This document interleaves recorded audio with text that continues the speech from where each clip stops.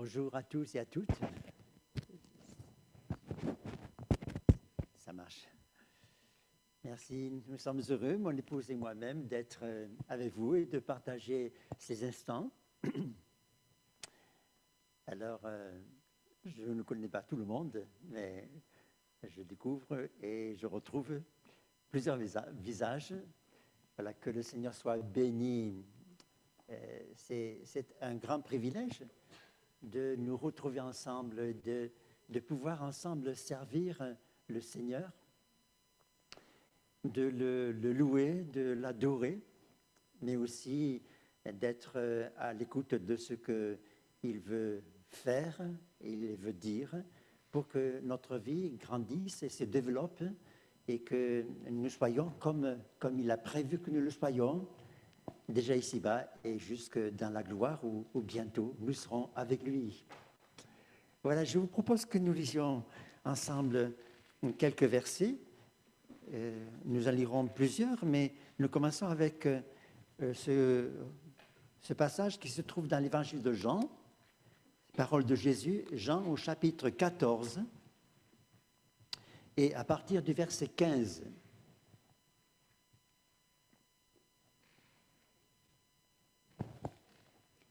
Jean, chapitre 14, verset 15.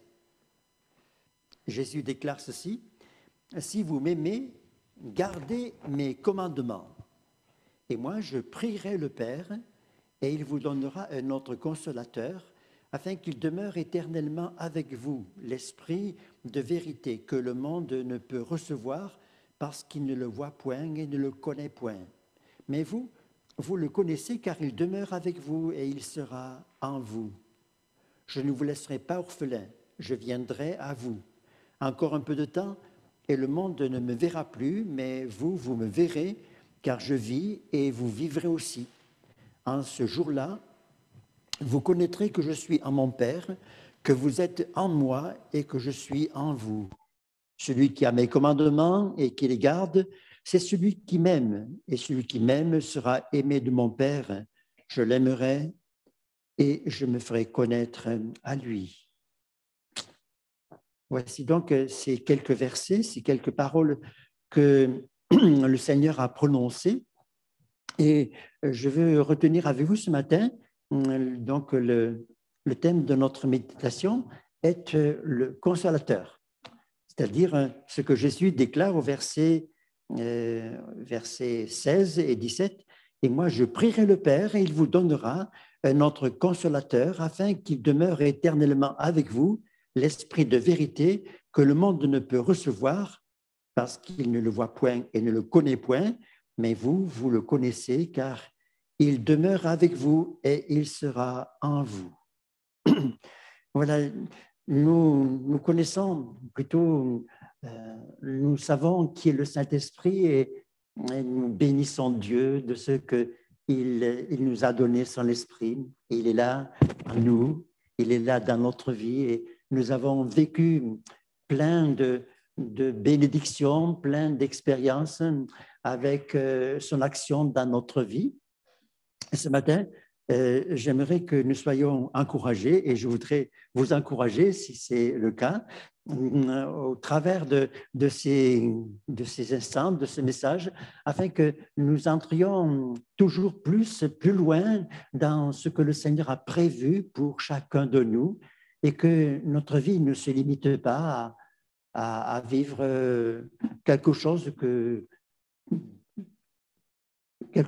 qui convient ou qui va dans le sens de ce que nous pouvons concevoir, mais que nous vivions ce que le Seigneur a prévu que nous vivions, parce que c'est là l'essentiel. Comment vous comprendriez le fait que quelqu'un a réussi sa vie? Comment le comprendre? Alors, si on voit quelqu'un heureux dans sa famille, dans son foyer et sans grand besoin, on peut dire, ah voilà quelqu'un qui a réussi sa vie. Si on voit quelqu'un accéder à des fonctions importantes dans la société, avoir son nom dans les journaux, être ainsi apprécié et puis aussi envié peut-être de beaucoup, alors on pourrait dire de cette personne que cette personne a réussi sa vie. Mais au jour de l'éternité, quand nous serons devant le Seigneur et que là, nous aurons l'appréciation du Seigneur sur notre vie, que pourra-t-il dire à nous concernant? Que pourra-t-il dire sur ce que nous avons vécu et ce que nous aurons fait avec notre vie? Alors, voilà, nous bénissons Dieu pour ce qu'il a fait dans notre vie, pour le salut qu'il nous a donné. Quel cadeau tellement grand que nous ne pouvons le mesurer ni le sonder. Il dépasse tout ce que nous pouvons comprendre. Si nous pouvions penser qu'à un instant, nous nous retrouvions dans les tourments éternels, et cela pour l'éternité, et que tout d'un coup, une main puissante nous en retire et nous sort de là, mais ce serait formidable. Quand nous pensons à quelqu'un qui se trouve dans un grand danger au point qu'il ne peut s'en sortir lui-même et qu'il est perdu sans aucun secours possible et que tout d'un coup, la main de Dieu le retire de là. Mais c'est formidable. Et ainsi, nous pouvons tous et toutes se succéder ici sur cette estrade et raconter et dire ce que le Seigneur a fait dans sa vie, dans telle et telle circonstance. Et ce serait certainement très édifiant et à la gloire de Dieu.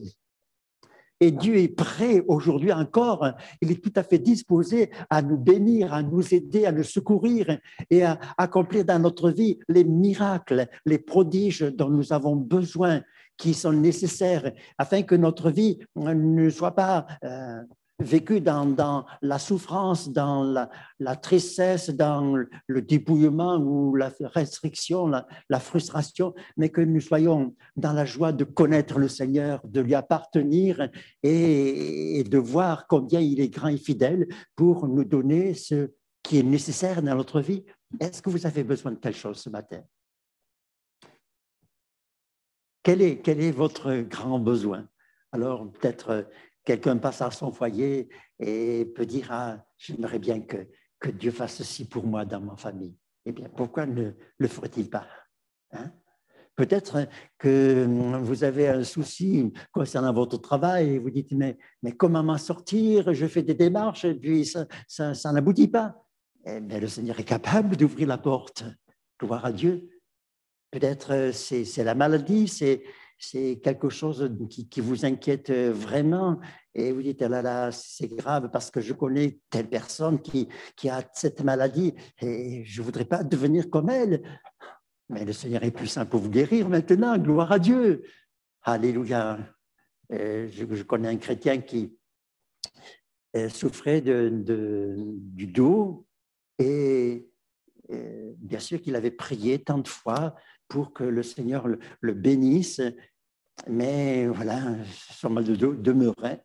Et un jour, là, alors qu'il était dans le culte avec tout le monde, sans faire plus que ce qu'il faisait auparavant, pendant le temps où il prenait la Sainte Seine avec ses frères et sœurs, tout d'un coup, bam, le mal au dos est parti. Gloire à Dieu. Alors, il peut vous guérir maintenant, gloire à Dieu. Oui, Dieu est merveilleux et puissant. Mais le but de Dieu, est-ce que c'est simplement de nous bénir, de nous guérir et de nous délivrer, de rendre notre vie heureuse sur la terre? Est-ce que c'est le grand but de Dieu? Au point que quand nous serons sur la terre, eh bien, nous pourrons dire, eh bien, tu vois, j'ai cru en toi et tu m'as béni et j'ai eu une vie heureuse sur la terre, alors merci Seigneur, c'est formidable. Bon, ça entre dans le salut, ce que Dieu fait dans notre vie. Mais il y a quelque chose de plus grand que le Seigneur souhaite et a prévu pour nous. C'est que nous le ressemblions et que, justement, à cause de ce que nous devons lui ressembler, eh bien, nous ayons une activité qui honore Dieu, qui glorifie Dieu, qui exalte Dieu, qui qui nous permet de faire ce qu'il a fait. Pourrions-nous faire ce que Jésus a fait? Est-ce que vous avez déjà espéré faire cela? Jésus a dit que celui qui croit en lui fera les œuvres qu'il a faites et il en fera même de plus grandes. Est-il possible que je fasse quelque chose de plus grand que ce que le Seigneur a fait? Mais s'il l'a dit, il a des raisons de le dire, n'est-ce pas? Il ne le dit pas pour nous tromper, pour nous faire rêver sans qu'il y ait d'accomplissement. Alors je crois que le Seigneur est capable de faire avec nous des choses comme il les a faites et même que par sa grâce, nous puissions en faire davantage.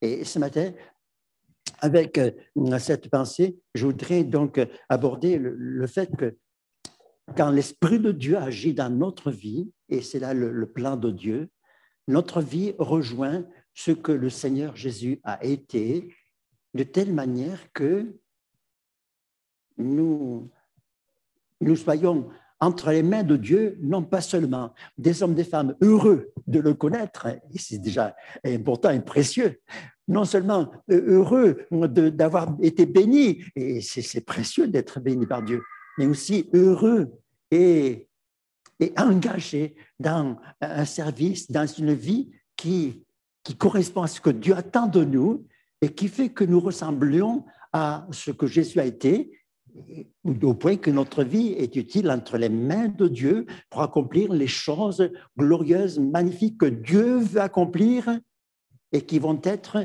le moyen par lequel des hommes, des femmes en grand nombre vont être sauvés et délivrés.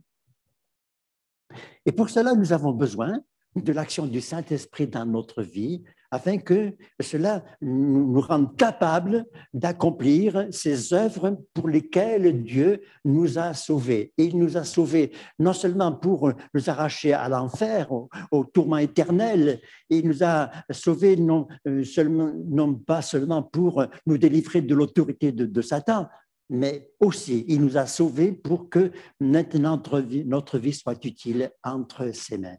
Et c'est bien, c'est important que nous puissions lui dire avec vérité, Seigneur, qu'est-ce que je dois faire avec la vie que tu m'as donnée, avec les moyens dont je dispose, comment je dois utiliser tout ceci, quel est ton plan pour ma vie? Quel est ton plan pour ma vie? De telle manière que lorsque un jour nous serons devant le Seigneur, eh bien, nous puissions lui dire, comme Jésus l'a dit en son temps, j'ai achevé l'œuvre que tu m'as donnée et maintenant glorifie-moi auprès de toi. Voilà, j'ai achevé ce que j'ai fait, ce que tu voulais que je fasse. Alors, j'estime que ça, c'est une vie réussie. Une vie réussie. Voudriez-vous réussir votre vie? Il ne s'agit pas de copier sur d'autres, il ne s'agit pas d'être aussi bien que d'autres, il ne s'agit pas de vivre de telle manière qu'on n'épate les autres, pas du tout. Il s'agit de correspondre à ce que le Seigneur veut pour nous. Et là, dans ce domaine-là, il y a tout le bonheur, toute la joie dont nous avons besoin, qui nous satisfait, cette joie que rien ne peut altérer, cette joie qui va demeurer tout au long de notre vie et jusque dans la gloire du ciel. Et les choses de la terre, qui peuvent être pour certains beaucoup de joie, deviennent avec le temps fades parce qu'elles ne réussissent pas à satisfaire pleinement notre cœur. Mais quand l'Esprit de Dieu nous remplit, quand la vie du Seigneur nous anime et que nous rejoignons ce que Dieu a prévu pour nous, alors nous entrons dans cette joie qui ne peut être altérée et qui demeure jusqu'au bout. C'est la joie que Dieu nous donne. Gloire à Dieu. Alléluia. Être béni par l'action du Saint-Esprit. Vous savez comme moi certainement que Jésus parle du consolateur, du Saint-Esprit, et le mot consolateur signifie celui qu'on appelle, celui qu'on peut appeler à l'aide.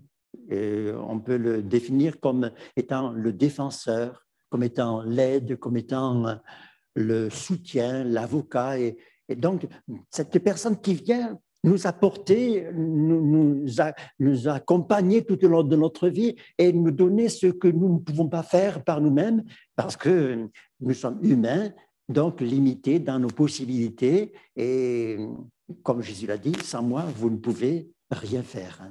Mais quand l'Esprit de Dieu nous saisit, nous remplit, nous anime, nous oint, alors là, il y a quelque chose de glorieux qui nous anime et qui nous amène à vivre d'une manière surnaturelle et qui nous amène à vivre comme Jésus, à être comme lui. Alléluia. Alors, remplis du Saint-Esprit, nous pouvons égaler le Seigneur. Non pas que nous voulons l'égaler pour être dans une lutte avec lui, mais nous voulons lui ressembler parce que c'est la vie à laquelle il nous appelle.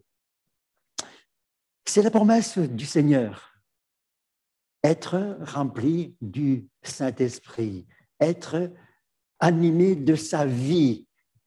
Et cette promesse, elle est pour chacun et pour chacune. Tout le monde, nous y avons droit.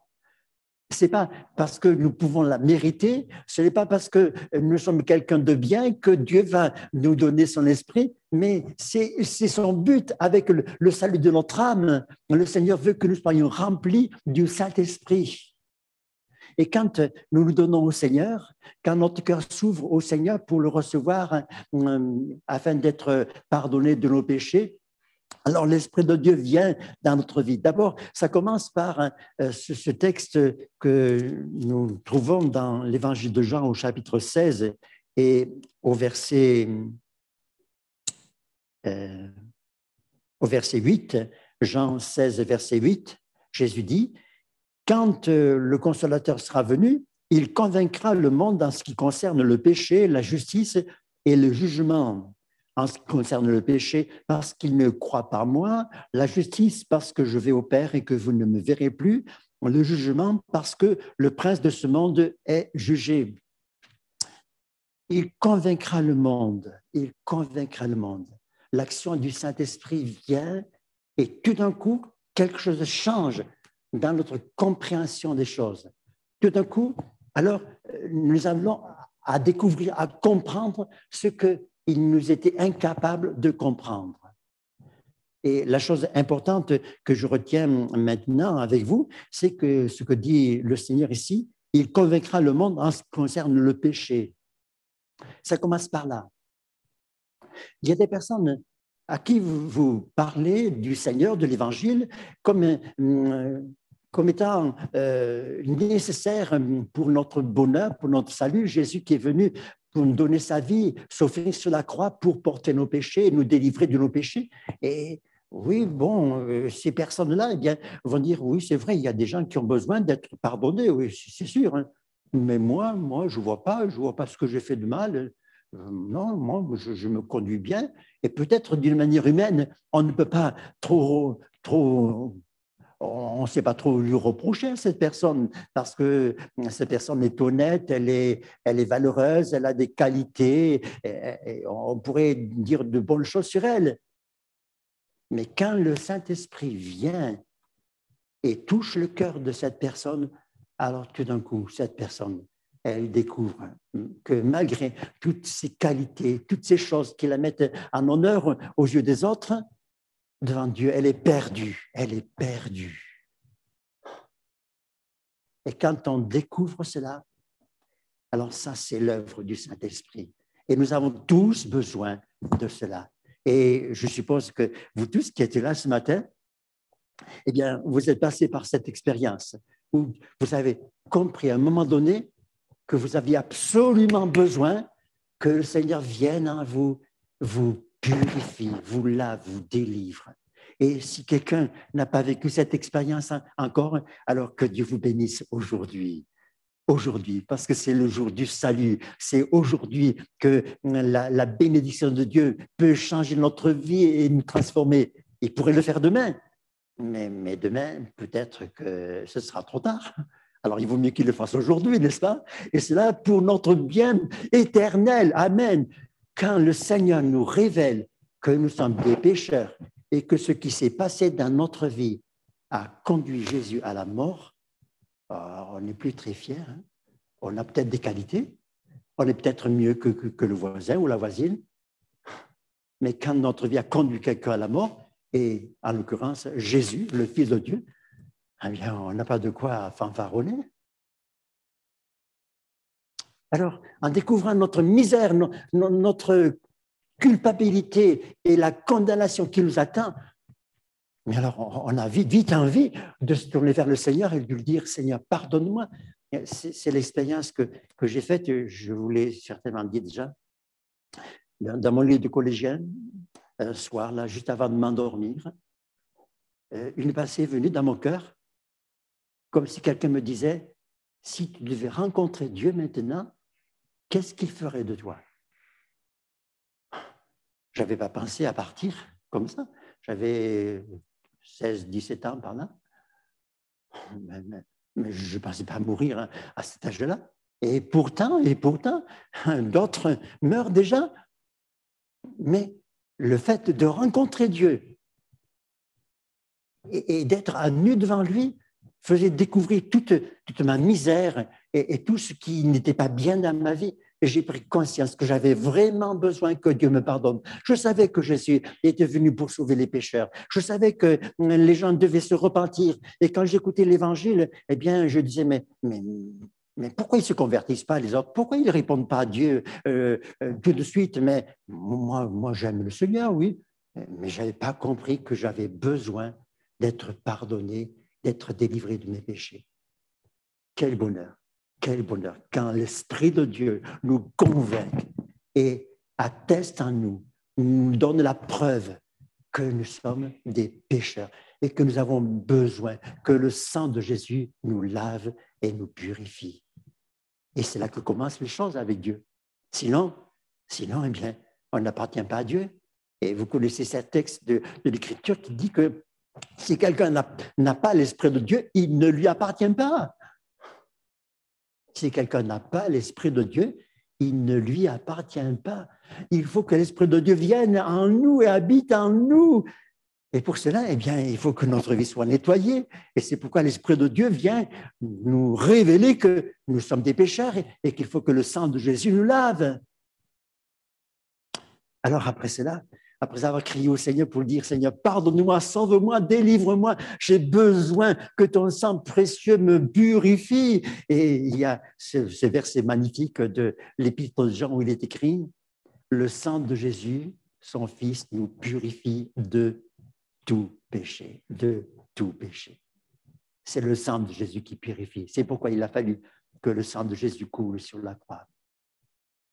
Alors, croyant cette parole, cette promesse du Seigneur, alors nous recevons le pardon.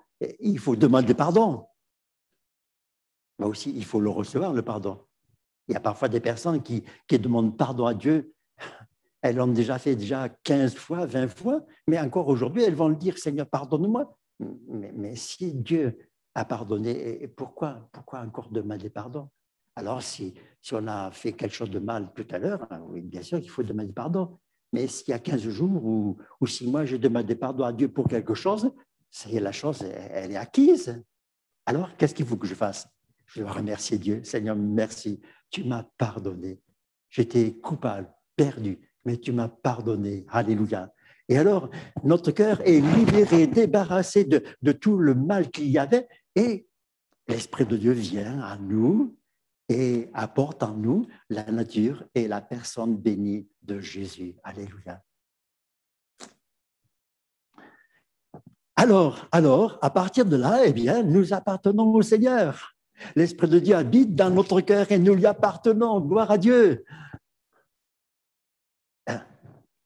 Si vous deviez aujourd'hui partir avec le Seigneur, est-ce que vous appartenez au Seigneur?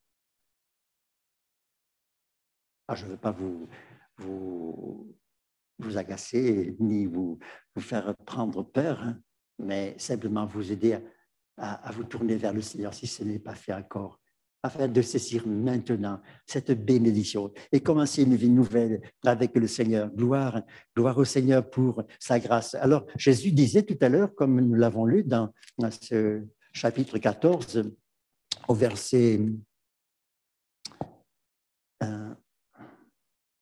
au verset 18, « Je ne vous laisserai pas orphelin, je viendrai à vous encore un peu de temps, et le monde ne me verra plus, mais vous, vous me verrez, car je vis et vous vivrez aussi. Je ne vous laisserai pas orphelin. » L'Esprit de Dieu vient en nous et apporte maintenant la réalité de la vie de Dieu en nous. Nous ne sommes pas orphelins, mais Dieu est notre Père. Et c'est l'action du Saint-Esprit dans notre vie qui atteste que nous sommes fils et filles de Dieu, qui atteste que nous sommes enfants de Dieu.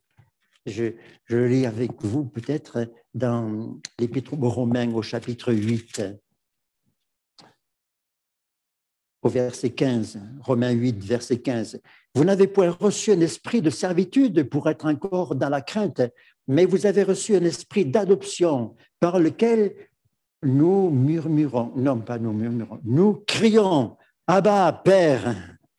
L'Esprit lui-même rend témoignage à notre esprit que nous sommes enfants de Dieu. Alléluia. Il y a en nous cette voix qui nous dit, oui, tu appartiens à Dieu. Maintenant, tu es à Dieu. Quel bonheur de vivre avec la présence du Saint-Esprit dans notre cœur.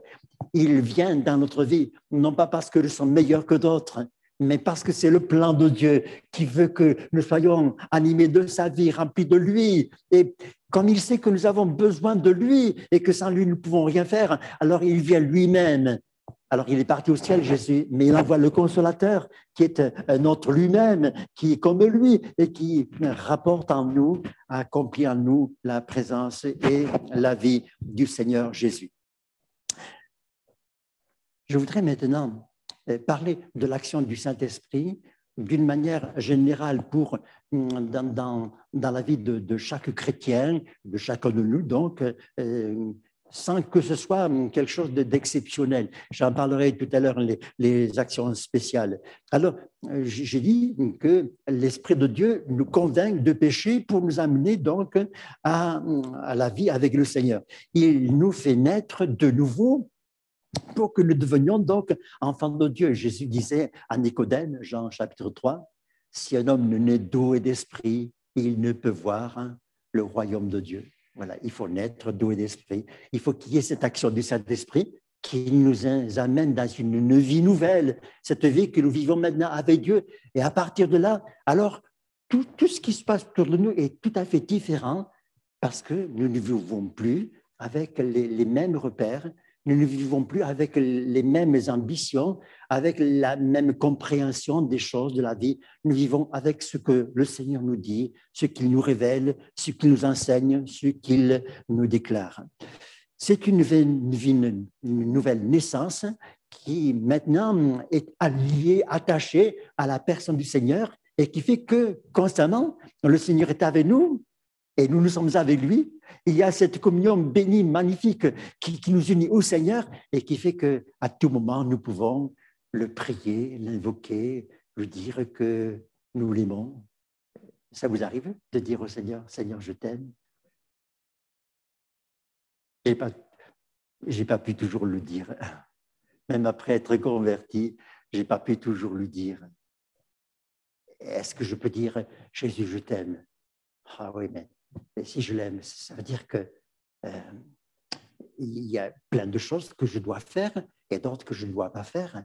Et est-ce que ma vie est vraiment au niveau d'un amour réel pour le Seigneur? Alors, qui pourrait dire, moi je suis le parfait, j'aime le Seigneur, vraiment.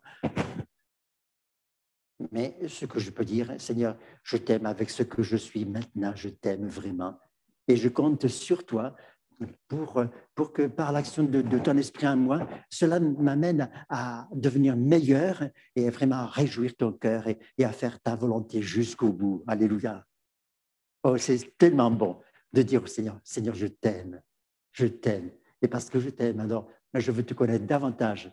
Je veux comprendre davantage ta volonté. Je veux faire ce que tu me dis. Et je crois que tu vas m'aider à vivre ainsi avec toi. Gloire à Dieu. C'est une vie nouvelle, magnifique, glorieuse, qui triomphe du mal dans lequel nous étions auparavant. La Bible nous dit que nous étions esclaves du péché. Si quelqu'un se livre au péché, il devient esclave du péché. Et le péché nous amène à être sous l'autorité de Satan, qui devient notre maître et qui nous détruit, qui nous dégrade, qui nous entraîne avec lui dans la perdition éternelle. Mais Jésus est venu nous délivrer de nos péchés. Et en nous délivrant de nos péchés, il nous dégage de l'autorité de Satan. Est-ce que vous savez cela? Satan n'a plus aucun pouvoir sur nous. Il n'a plus aucun pouvoir sur nous parce qu'il n'a pas les moyens de contrôler notre vie. Il n'y a plus de péché, il n'y a plus de place dans notre vie. Alors, il n'a plus de place et bien, nous pouvons lui dire, Satan, écoute, tu t'en vas, tu n'as rien à faire dans ma vie, elle appartient au Seigneur, c'est pour lui que je vis maintenant et le Seigneur m'a délivré de mes péchés, alors ma vie appartient au Seigneur. L'Esprit de Dieu nous rend capables de vivre maintenant sans péché. Est-ce que c'est possible? Est-ce que c'est possible, sans péché? Eh bien, oui, si nous restons attachés au Seigneur, si nous laissons toute la place au Saint-Esprit qui va nous conduire, nous donner la force en toutes circonstances de marcher comme le Seigneur lui-même. Alors, vous avez remarqué que dès l'instant où nous sommes dans la présence de Dieu, on est bien, on se fait du bien, on loue le Seigneur, on le loue, on l'acclame, on le prie, et ça fait du bien. Et puis après, on descend de la montagne, donc on est en face des difficultés de la vie quotidienne, et puis il y a des tentations, il y a des choses qui se passent qui font que, eh bien, on est quelquefois amené à faire des choses qu'il ne faudrait pas faire.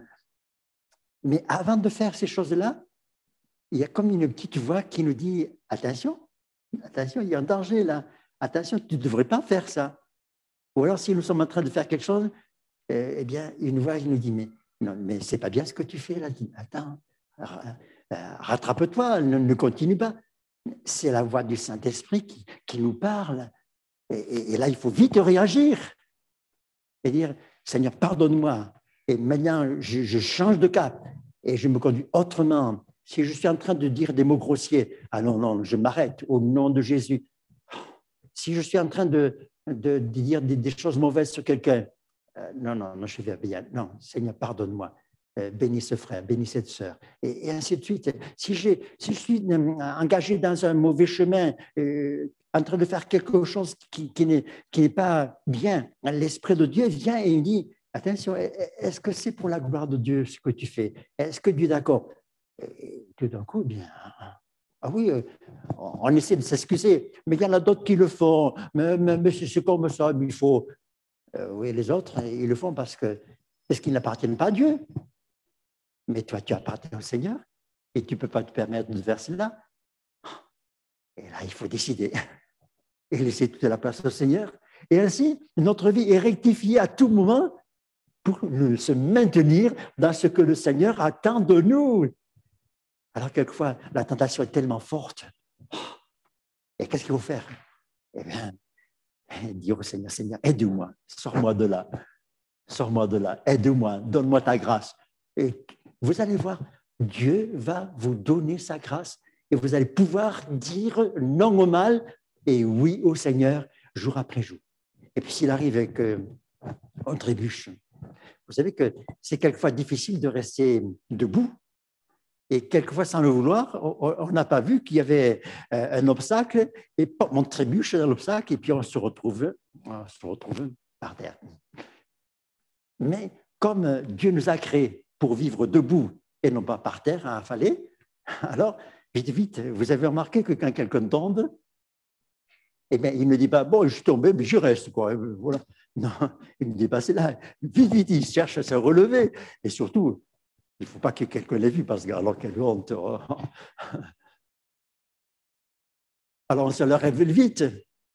Et nous, avec le Seigneur, on se permettrait de tomber et de rester dans notre mal. Et dire, bon, j'ai péché, mais c'est comme ça, mais j'y reste. Pas du tout. Mais ce n'est pas possible. Mais j'aime le Seigneur. Seigneur, je t'aime. Je ne peux pas rester là. Alors viens, sauve-moi, sors-moi de là. La Bible nous dit que nous avons un avocat auprès du Père, Jésus-Christ le juste. Il intercède pour nous. Jésus intercède pour nous. Il veut que nous soyons des vainqueurs. Et par l'action du Saint-Esprit dans notre vie, nous sommes des vainqueurs. Nous avons besoin du Saint-Esprit qui nous amène à vivre comme Jésus et être avec lui jusqu'au bout, jusqu'à la fin. Il y a ensuite ce que notre vie va produire. Et il est question là des fruits, des actions que nous allons mener, de notre comportement.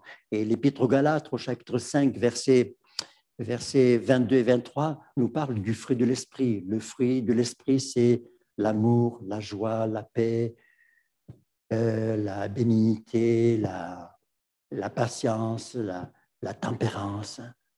Et tout cela, c'est ce que nous sommes amenés à produire par l'action du Saint-Esprit qui est en nous et qui nous rend capables de produire cela. Est-ce que vous arrivez à aimer tout le monde? C'est difficile. Il y a des gens, oui, ça passe bien, mais d'autres, c'est pas évident. Mais si je me surprends à avoir du mépris ou de l'indifférence ou même peut-être même je sais pas, de la colère contre quelqu'un, l'Esprit de Dieu me dit que ce n'est pas bien. Alors, qu'est-ce qu'il faut faire? Est-ce qu'on va dire, bon, mais moi, je ne peux pas, moi, écoutez, moi, des gens comme ça, je ne peux pas les supporter. Non. Alors, je prie le Seigneur. Seigneur, aide-moi à aimer cette personne. Alors, je vais vous raconter un petit témoignage. Il s'agit d'un pasteur qui, il y a quelques années de cela, maintenant ce pasteur est parti dans la gloire avec le Seigneur, mais il était à Toulouse et il venait travailler à la Gotterie lorsque le château était en train d'être aménagé pour en faire la maison de retraite. Et donc, il faisait travailler une journée, puis il retournait à Toulouse pour accomplir son ministère. Et un jour, après avoir travaillé la journée, il rentrait chez lui et à la sortie d'Albi, dans le village de Marsac, il y a un pont. Un pont qui traverse le Tarn, et à la sortie du pont, il y a un virage qui est assez prononcé. Donc, il roulait tranquillement, et à face de lui, des jeunes sont venus à toute vitesse, ils n'ont pas pu prendre le virage comme il faut, ils sont venus s'encastrer dans la voiture de notre frère pasteur. Alors, le jeune et le pasteur se retrouvaient à l'hôpital, tous les deux, dans la même chambre. Alors, notre vrai pasteur avait l'habitude de mettre les stylos là, ici dans la pochette, là, et dans le choc, boum, et il a reçu le choc et un stylo s'est planté dans sa joue. Et là, dans la chambre d'hôpital, il souffrait. Il se tournait d'un côté et de l'autre. Puis à un moment donné, il s'est tourné vers l'autre, le jeune qui était cause de l'accident, et l'autre, tranquillement, il dormait. C'est pas possible, moi je souffre. Et puis il dort. Et puis il regarde comme, oui, ça a l'air d'un genre de bandit, quelqu'un de pas très bien. Oh là là, pas possible. Et puis l'Esprit de Dieu travaille en lui. Il dit, mais tu ne devrais pas dire cela. Mais il a besoin au contraire que tu pries pour lui. Enfin, ah oui, pardon Seigneur. Bon, il s'est mis à prier pour lui. Seigneur, pardonne-le, oui. Bon, Seigneur, tu l'aimes, alors sauve-le aussi. À un moment donné, il se retourne vers il avait changé de visage. Il ne voyait plus pareil. Il n'avait plus l'air d'un gangster. Sa prière avait changé sa manière de voir l'autre. Et peut-être que celle qui est difficile à aimer autour de vous va changer de visage parce que vous allez prier pour lui, pour elle, et que quelque chose va se passer dans votre manière de voir et comprendre et va vous amener à avoir de l'intérêt, à avoir le souci de voir cette personne sauvée. Et c'est tellement mieux, n'est-ce pas, de prier pour une personne pour qu'elle soit sauvée, plutôt que de dire à un Seigneur, éloigne cette personne, je ne peux pas la supporter, n'est-ce pas? Non, c'est tellement mieux de prier pour que les âmes soient sauvées et que nous soyons ainsi animés de l'Esprit de Dieu, oui, qui nous permet de manifester l'amour, la joie, la paix, la patience, la tempérance, tout ce fruit qui nous rend semblables à Jésus. C'est l'Esprit de Dieu qui fait cela. Gloire à Dieu. Et il nous l'a donné, Dieu nous l'a donné, Jésus l'a promis, il nous l'a donné pour que nous soyons en mesure de lui ressembler. Le fruit qui glorifie Dieu. Puis aussi l'édification, le fait que nous devons grandir, nous développer et ensuite marcher et accomplir le plan du Seigneur, la volonté du Seigneur. Nous avons besoin du Seigneur. Alors, nous avons lu dans Jean chapitre 14, verset, alors on ne l'a pas lu, mais on va le lire ensemble, verset 25. Jean 14, 25. Je vous ai dit ces choses pendant que je demeure avec vous, mais le Consolateur, l'Esprit Saint, que le Père enverra en mon nom, vous enseignera toutes choses et vous rappellera ce que je vous ai dit. Un peu plus loin, dans l'Évangile de Jean, chapitre 16, et au verset 12, Jean 16, verset 12, « J'ai encore beaucoup de choses à vous dire, mais vous ne pouvez pas les porter maintenant. Quand le Consolateur sera venu, l'Esprit de vérité, il vous conduira dans toute la vérité.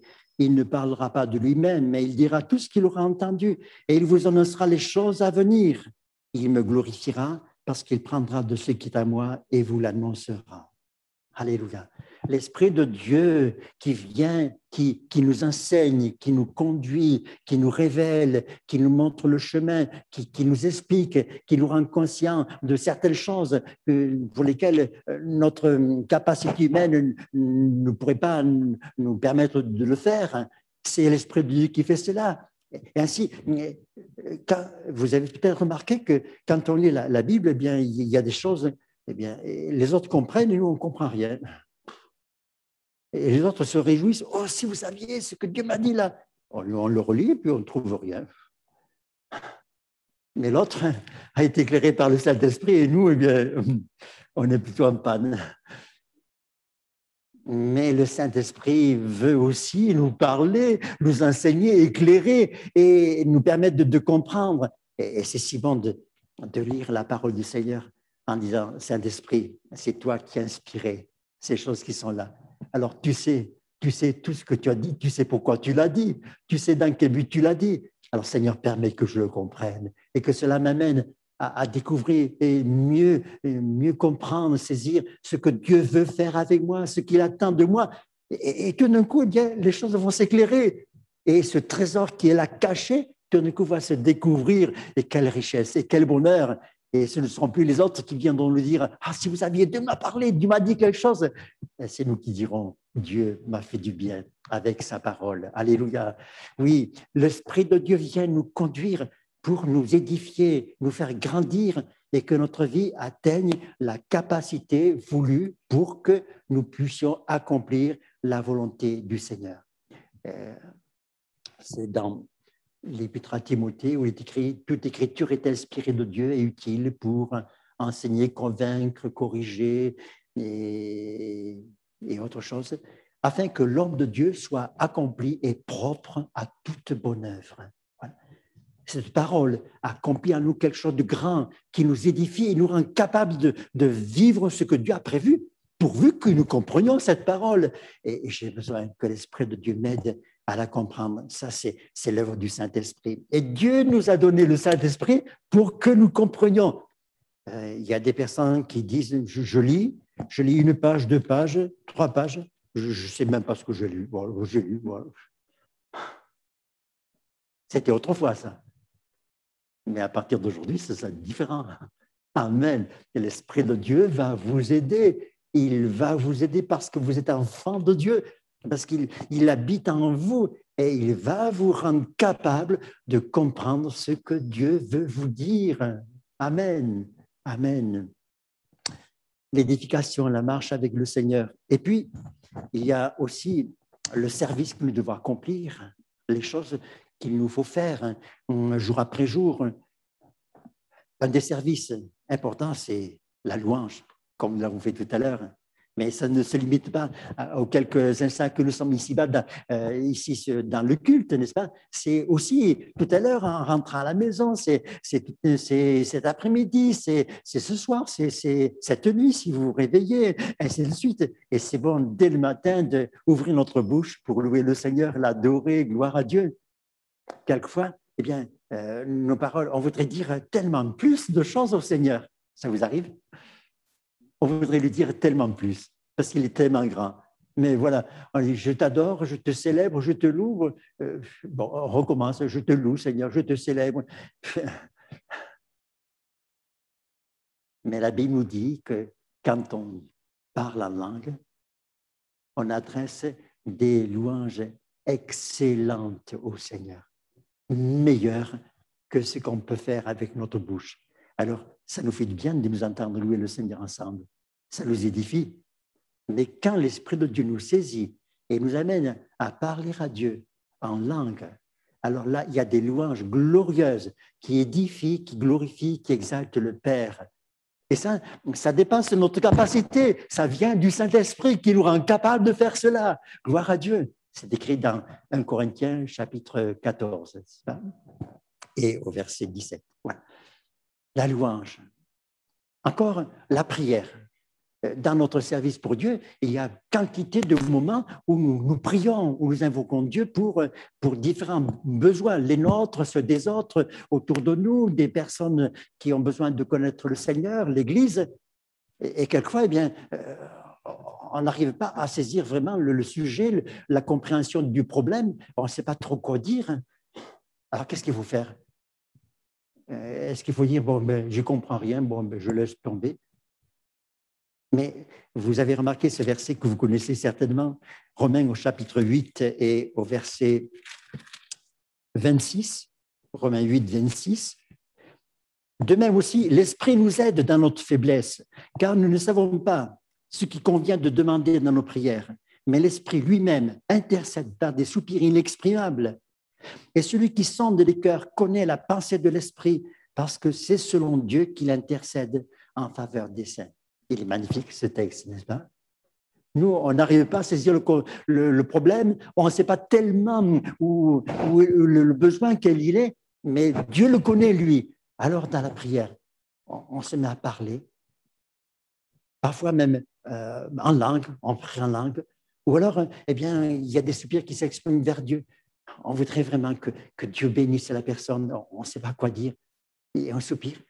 Mais Dieu sait ce que ça veut dire. Il nous inspire et il fait quelque chose en faveur de ceux qui en sont dans le besoin. Notre service devient efficace, utile, magnifique. On fait tellement mieux que ce qu'on pourrait faire avec nos moyens humains. Gloire à Dieu. Ainsi, nous sommes appelés à servir le Seigneur et à faire des choses glorieuses, magnifiques. On pourrait dire beaucoup de choses, mais je vais bientôt m'arrêter. Ça, c'est une action générale pour tout le monde. Par quoi? Il y a des actions spéciales que l'Esprit de Dieu fait avec l'un et pas forcément avec l'autre.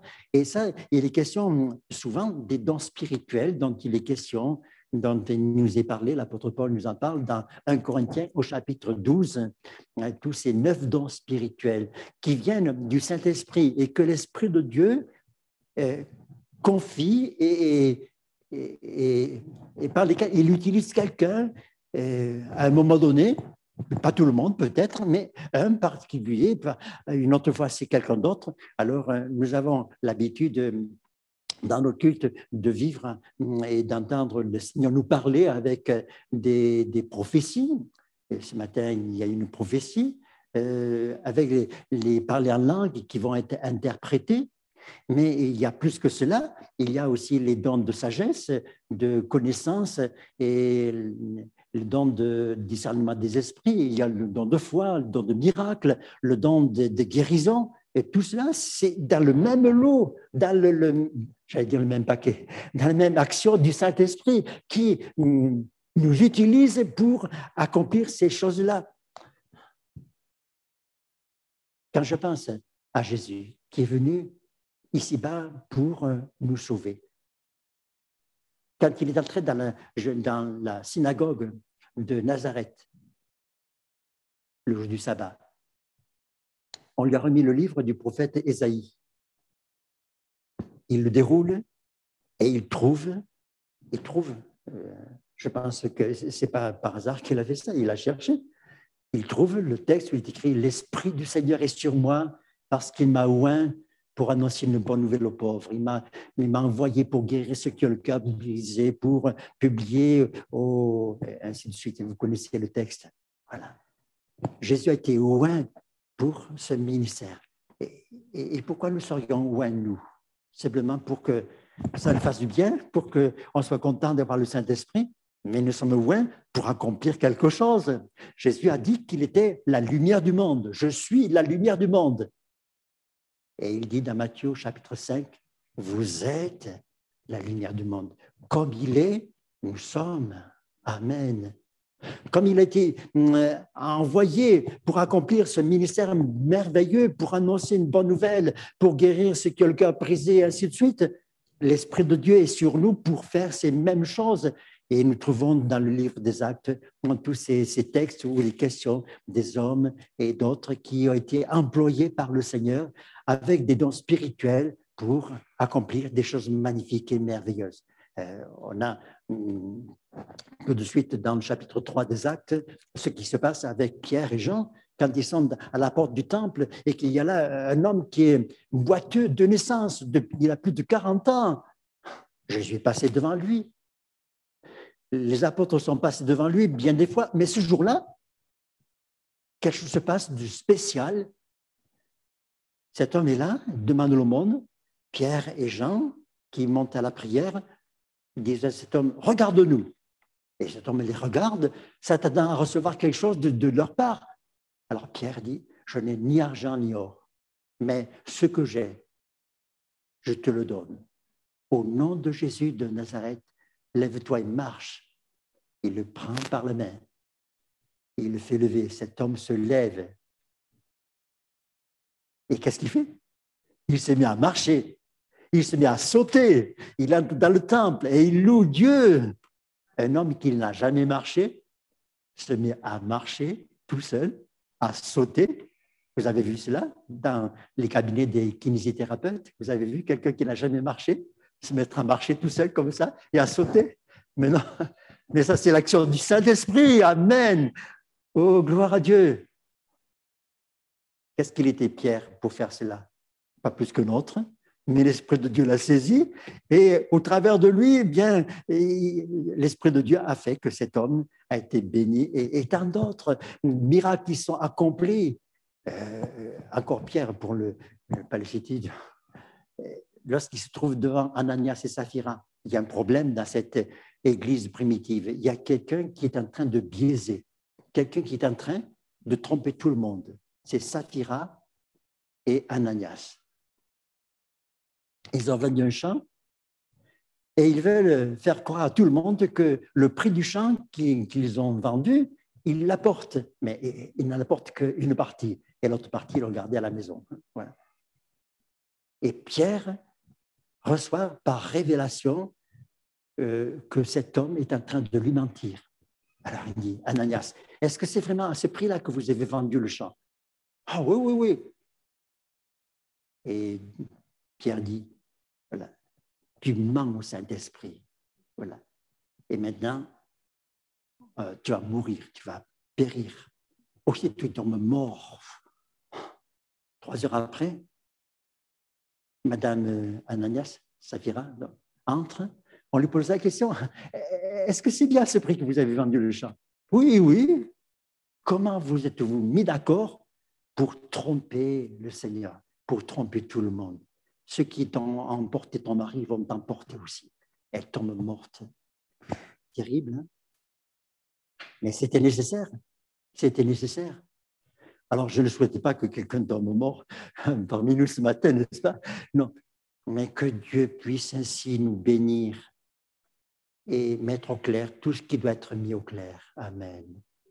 Que nous vivions une vie qui glorifie Dieu et qu'ainsi, jour après jour, notre vie serve entre les mains de Dieu pour que ce qu'il a prévu de faire se réalise. Qu'est-ce qu'il va faire avec vous? Qu'est-ce qu'il va faire avec moi? Ça appartient au Seigneur. Pourvu que nous soyons, jour après jour, sensibles, désireux d'être ranimés, remplis à nouveau et de servir le Seigneur autant que possible. Et alors, le Seigneur se servira de nous comme il le voudra, au temps voulu, là où il le voudra. Et ainsi, Dieu sera glorifié. Dieu nous a fait la grâce d'être remplis du Saint-Esprit. Alors, recherchons-la, bénissons-la. Et je voudrais vous dire que la promesse du Saint-Esprit, elle n'est pas que pour quelques excellentes personnes, Elle est pour tous, pour tous. Si vous n'êtes pas baptisé du Saint-Esprit, bien, c'est le jour aujourd'hui pour l'être. Demandez-le, recherchez-le, c'est pour vous. Il ne s'agit pas de le mériter par quelque chose de spécial. Il s'agit d'ouvrir son cœur et de dire, Seigneur, j'ai besoin de toi, je veux vivre avec toi.